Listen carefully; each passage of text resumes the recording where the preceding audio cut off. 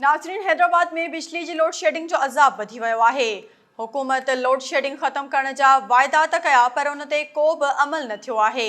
वापारियुनि कारोबार जल्द बंदि करण वारे हुकूमती ऐलान खे बि रद्द करे छॾियो आहे। उन हवाले सां हैदराबाद वासिन एसएस न्यूज़ सां वीचार वंडिया आहिनि। अचो तव्हांखे ॾेखारियूं था। कलाक लाइट आहे त 2 कलाक कोन्हे को, लाइट ही कोने। लाइट आहे को लोड शेडिंग आहे।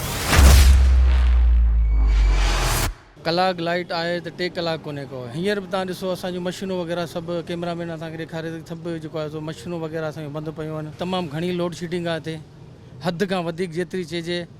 लाइट ही कोने, लाइट जो त नालो निशान ही कोने। जंहिंमहिल लाइट जो टाइम आहे, तव्हां लाइट बंदि कराए छॾियो न, मुल्क जी लाइट बंदि कराए छॾियो। दुकानदार त वेठो आहे पंहिंजे कारोबार करे।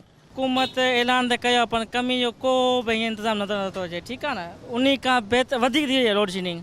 लाइट त आहे को, लोड शेडिंग आहे। लाइट वारो इलेक्ट्रिक वारो आहे त हू कमु छा कंदो, कुझु कमु कोन थो करे। लाइट आहे कोन्हे, हीअं तव्हां ॾिसी सघो, हीअं लाइट न आहे। लोड शेडिंग बहुत ज़्यादा बढ़ चुकी है और आवाम लोड शेडिंग की वजह से इतनी परेशान हो चुकी है कि वो एक तो ऊपर गर्मी बहुत ज़्यादा है, आदमी को कहीं बैठने की जगह नहीं मिलती, और लोड शेडिंग ने तो जीना दुश्वार किया हुआ है ही है, लेकिन कारोबार भी ख़राब किया हुआ है।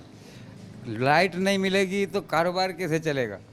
लोग जो है परेशान हो रहे हैं इस लोड शेडिंग की वजह से। खुदा के लिए अपनी ये लोड शेडिंग का सिलसिला कम से कम किया जाए, आवाम के लिए रिलीफ दिया जाए, ना कि उनको तंग किया जाए।